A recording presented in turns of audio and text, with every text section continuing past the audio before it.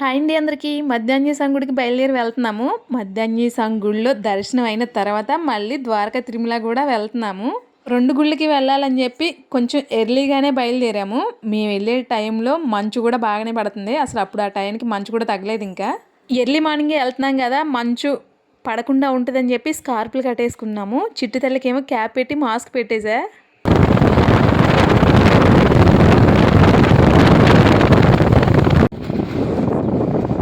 First మధ్యాహ్న సంగుడి దగ్గర ఆగాము. కొబ్బరికాయలు తీసుకుంటే ఇంకా లోపలికి వెళ్ళడమే. గుడి ఎంట్రన్స్ ఇక్కడ మేము ఇప్పుడు ఆగింది. కొబ్బరికాయలతో పాటు ఆంజనేయ స్వామి జెండాలు కూడా ఉన్నాయి, బండికి కానీ లేదంటే ఇంటికి కానీ కట్టుకోవడానికి. ఒక 4 కొబ్బరికాయలు తీసుకొని బయలుదేరి మళ్ళీ లోపలికి వెళ్తున్నాం. వాహనాలు కొన్న వాళ్ళు ఎవరైనా సరే ఇక్కడ పూజ చేయించుకుంటారు. వాహన పూజ కూడా చేస్తారనమాట. పక్కన గుడికి పక్కన చేస్తారు వాహన పూజ. కారు కానీ లేదంటే బైక్ కానీ. ఆంజనేయ స్వామి గుడికి వెళ్ళడం అంటే చిట్టి తెల్లకి మాత్రం చాలా ఇష్టం. పిల్లలు ఎవరైనా సరే ఆంజనేయ స్వామిని ఎక్కువగా ఇష్టపడుతుంటారు. ఆంజనేయ స్వామికి కూడా పిల్లలంటే చాలా ఇష్టం. 2024లో ఆంజనేయ స్వామి జయంతి రోజు వచ్చాము గుడికి. మళ్ళీ ఈ రోజు వెళ్తున్నాం. అప్పుడు మన యూట్యూబ్ ఛానల్ పెట్టిన కొత్తలో అనమాట. అప్పుడు కూడా నేను వీడియో పెట్టా ఆంజనేయ స్వామి గుడికి వచ్చాము అని. కొబ్బరికాయలు తీసుకోవడం అయితే అయిపోయింది. ఇంకా లోపలికి వెళ్ళాలి. మాతో పాటు మీరు కూడా వచ్చేయండి.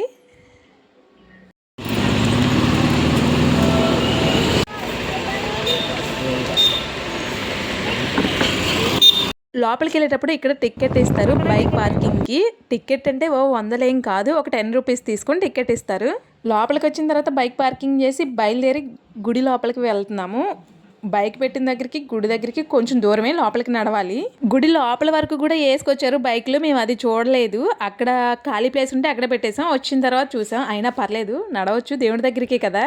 మనం గుడికి వెళ్ళేటప్పుడు ఎంత దగ్గరైనా సరే ఇంటి దగ్గరలో ఉన్న గుడి కంపల్సరిగా కాలు కడుక్కొని వెళ్తాము. ఇప్పుడంటే మేము దూరం నుంచే వచ్చామనుకోండి, దగ్గర నుంచి వచ్చినా దూరం నుంచి వచ్చినా కాలు కడుక్కొని కంపల్సరిగా వెళ్ళాలి. ఇంకా నెత్తి మీద నీళ్ళు కూడా చల్లుకోవాలి. ఫస్ట్ నెత్తి మీద చల్లుకున్న తర్వాత కాలు కడుక్కునే వాళ్ళం మేము. ఈసారి మేము ఏంటంటే కాలు కడుక్కున్న తర్వాత నెత్తి మీద నీళ్ళు చల్లుకున్నాం. కాలు కడుక్కున్న తర్వాత స్వామివారి దర్శనానికి కూడా బయలుదేరి వెళ్తున్నాము.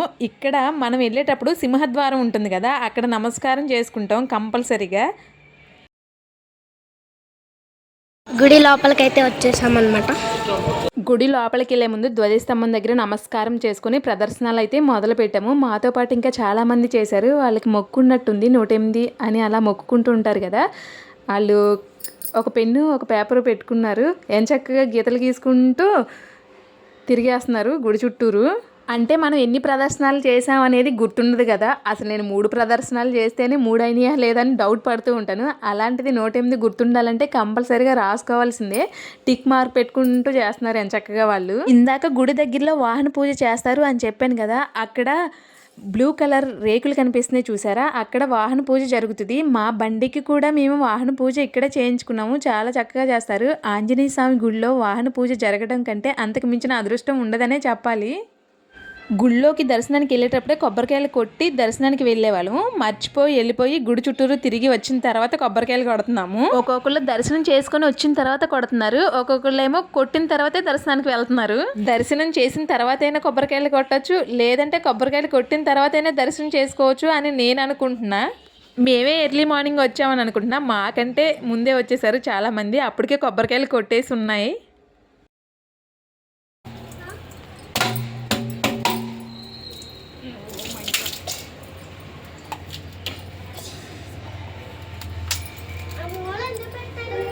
కొబ్బరికాయ కొట్టడానికి అయితే బాగానే కొట్టేసా, కానీ ఆ చెప్పకుండా ముచ్చుకుంటూ చూసారా, అది ఒక్కొక్కసారి ఈజీగా వచ్చేస్తే ఒక్కోసారి అయితే అస్సలు రాదు. చాలా గట్టిగా ఉంది. నేను కొట్టిన తర్వాత చిట్టి తల్లితో కూడా కొట్టించేసా. ఇక్కడ కొబ్బరికాయలు కొట్టే దగ్గర కూడా నాకు ఒక డౌట్. కొబ్బరికాయ కుళ్ళితే మంచిది అని ఒకళ్ళు అంటారు, కుళ్ళిపోతే మంచిది కాదని ఇంకొకళ్ళు అంటారు. ఏది నిజం అనేది నాకు కూడా తెలియదు. కొబ్బరికాయ కూడా ఒక్కొక్క దానికి ఒక్కొక్క రీజన్ చెప్తారు. కుళ్ళితే ఒక రీజన్, లోపల పువ్వు వస్తే ఒక రీజన్, అలా చెప్తారు. నేను కూడా ఒక్కొక్కసారి కొబ్బరికాయ కొట్టినప్పుడు కులుతూ ఉండేది. ఇంట్లో కొట్టినా లేదంటే ఏదైనా గుడిలో కొట్టినా. నేనైతే ఆ కొబ్బరికాయ గురించి అసలు పట్టించుకోను. అలా అని అన్నీ పట్టించుకోకుండా ఉండను. కొన్నిటికి సెంటిమెంట్, కొన్ని వదిలేస్తాను. ఈరోజు గుడి అయితే చాలా ఫ్రీగా ఉంది. దర్శనం కూడా చాలా చక్కగా జరిగింది. మేము వెళ్ళడం కొంచెం లేట్ అయ్యి ఉంటే మాకు దర్శనం కూడా లేట్ అయ్యేది. ఎందుకంటే మేము దర్శనం చేసుకొని బయటకు అలా వచ్చామో లేదో తలుపులు క్లోజ్ చేశారంట. స్వామివారికి అలంకరణ చేస్తున్నట్టున్నారు. మనం ఏ గుడికి వెళ్ళినా దర్శనం అయిన తర్వాత ఒక 10 నిమిషాలైనా కూర్చోవాలి అంటారు. ప్రశాంతంగా ఒక 10 నిమిషాలు కూర్చున్న తర్వాత టికెట్ కౌంటర్ దగ్గరికి వచ్చాము ప్రసాదాలు తీసుకోవడానికి. ప్రసాదాలకి టికెట్ ఇస్తారు ఇక్కడ. ప్రసాదాల టికెట్ ఒకటే కాదు, వాహన పూజ అవన్నీ కూడా ఉన్నాయి. మేమైతే ప్రసాదం తీసుకోవడానికి టికెట్ తీసుకున్నాం. లడ్డూలు పులిహోర ప్యాకెట్లకు 2 తీసుకున్నాము. ఇక్కడ పులిహోర చాలా టేస్ట్గా ఉంటుంది. ఇక్కడనే కాదు, ఏ గుడిలో చేసినా పులిహోర టేస్టే వేరు. ఎందుకంటే స్వామివారి సన్నిధిలో చేస్తారు కదా పులిహోర, అందుకే అంత టేస్ట్ ఉంటుందా ఏమో అనిపిస్తుంది నాకు. గుళ్ళో చేసిన పులిహోర అంటే మా నలుగురికి కూడా చాలా ఇష్టం. ప్రసాదాలు తీసుకొని బయటికి వచ్చిన తర్వాత ఇక్కడ ఒక బండి ఒకటి కనిపించింది. ఆ బండి మీద ఏమేమి ఉన్నాయి అంటే మన చిన్నప్పుడు స్కూల్కి వెళ్ళేటప్పుడు ఉంటాయి కదా, అవన్నీ కూడా ఉన్నాయి. దగ్గర నుంచి మీకు కూడా చూపిస్తా. నారింజ మిఠాయి, రేగి వడియాలు, బఠానీలు, తిమ్మిరి బిళ్ళలు. వీటిని తిమ్మిరి బిళ్ళలనే అనేవాళ్ళం మేము. అప్పుడు వైట్ ఉండే ఎక్కువగా, ఇప్పుడు కలర్స్ వచ్చాయి. కలర్స్గా ఉన్నవి తినడం అంత మంచిదేం కాదు.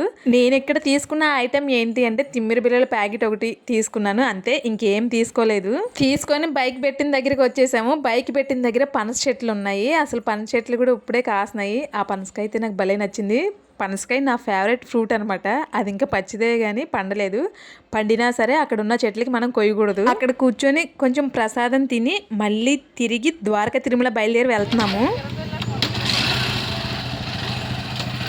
మా చిట్టుతల్ని అలా వదిలేసే కంటే ఎత్తుకోవడమే బెటర్ అనిపిస్తుంది నాకు. అసలు 5 నిమిషాలు కూడా ఖాళీ ఉండదు, ఏదో ఒకటి చేస్తూనే ఉంటుంది. వీడియో తీస్తుంటే ఎక్కిరించడమో లేదా డ్యాన్స్ చేయడమో చేస్తుంటుంది.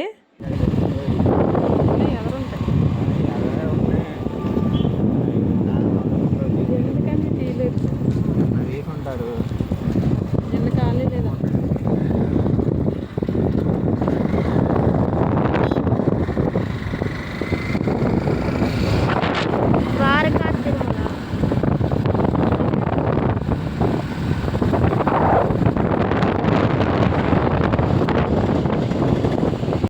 అక్కడ టికెట్ ముక్కురాలు మళ్ళీ 5 కిలోమీటర్లు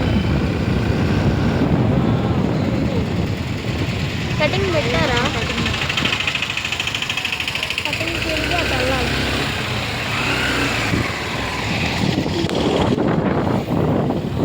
కేశఖండనశాల. తిరుపతికి కూడా వచ్చేసాము. తిరుపతి రాగానే ఫస్ట్ కేశఖండనశాల అని బోర్డు ఒకటి ఉంటుంది, అటువైపు వెళ్ళాము. ఎందుకంటే మా వారికి మొక్కు ఉందని చెప్పేసి టికెట్ తీసుకుంటున్నాం. ఇక్కడ మొక్కు అంటే తలనీలాలు ఇవ్వడం అనమాట. ఇచ్చిన తర్వాతే మనం దర్శనానికి వెళ్ళాలి. మొక్కు ఇవ్వడం అయిపోయిన తర్వాత దర్శనానికి కూడా వెళ్తున్నాము.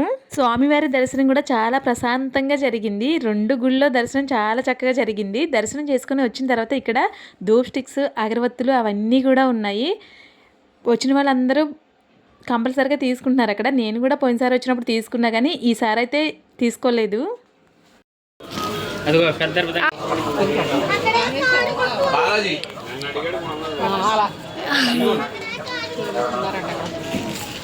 ఇక్కడ బ్యాంగిల్స్ ఏమైనా తీసుకుందామని చెప్పి ఆగాము.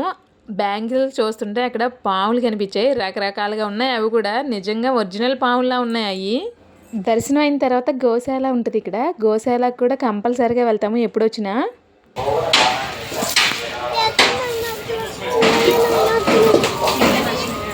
ఇక్కడ గోమాతలు కూడా సైజులు వారీగా ఉన్నాయి. చిన్న గోమాతలు ఉన్నాయి, పెద్ద గోమాతలు ఉన్నాయి, ఇంకా కింద పడుకొని కూడా ఉన్నాయి చిన్న గోమాతలు. అవి అయితే ఎంత బాగున్నాయి అసలు. మా చిట్టు తల్లి గోశాలకి వెళ్ళిన దాకా వెళ్దాం అంది. వెళ్ళిన తర్వాత కనీసం పట్టుకోమన్నా కానీ పట్టుకోవట్లేదు, దూరంగా ఉంటుంది. ఇక్కడ కూడా మళ్ళీ ప్రసాదం తీసుకోవడం కోసం వెళ్తున్నారు మా వారు. ప్రసాదం తీసుకొని మళ్ళీ బయలుదేరి పైకి వెళ్ళాము భోజనాలకి. ఇక్కడ స్టార్ ఫ్రూట్స్ అమ్ముతున్నారు వీళ్ళిద్దరు కలిసి. స్టార్ ఫ్రూట్ ఎప్పుడో ఒకసారి తిన్నా కానీ నాకు అంత టేస్ట్ అనిపించలేదు. ఈ రోజు అయితే మాత్రం చాలా టేస్టీగా ఉంది. ఉప్పు కారం బాగుంది. ఉప్పు కారం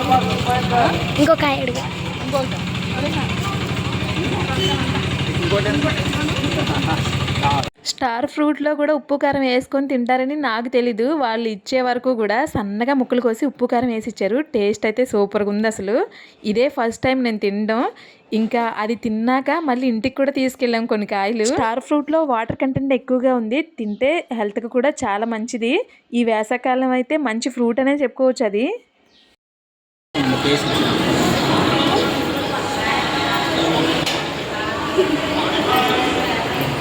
ఇక్కడ భోజనాలకు వెళ్ళేటప్పుడు క్యూ ఎక్కువగా ఉంటే మధ్యలో ఇలా కూర్చోబెడతారు.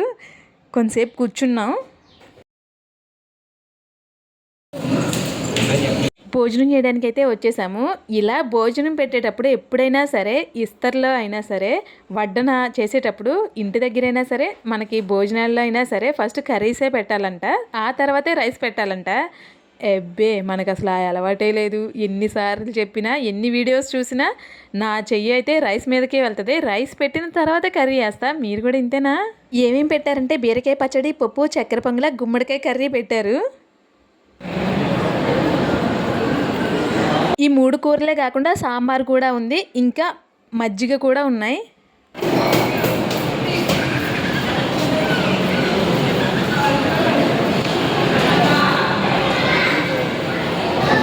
ఫస్ట్ చక్కెర పొంగల్ తిన్నా, ఆ తర్వాత పప్పు మన ఫేవరెట్ అనమాట. పప్పు చూస్తే ఫస్ట్ పప్పే కలుపుతాను, లేదంటే చట్నీ. ఈ రెండిట్లో ఒకటి కలుపుకొని తిన్న తర్వాత నెక్స్ట్ కూరలు కలుపుతా. ఇక్కడ వరకు బాగానే వస్తుంది చిట్టు తల్లి. ఇక్కడ నుంచి అసలు మన దగ్గరలోకి రాదనమాట. ఎందుకంటే ఏనుగు దగ్గరికి తీసుకెళ్తామేమోనని చెప్పి భయము. అస్సలు ఒప్పుకోదు. ఆశీర్వాదం తీసుకోమన్నా కానీ రాదు అసలు. ఎప్పుడొచ్చినా మా ఆయన గారు నేనే వెళ్తాము.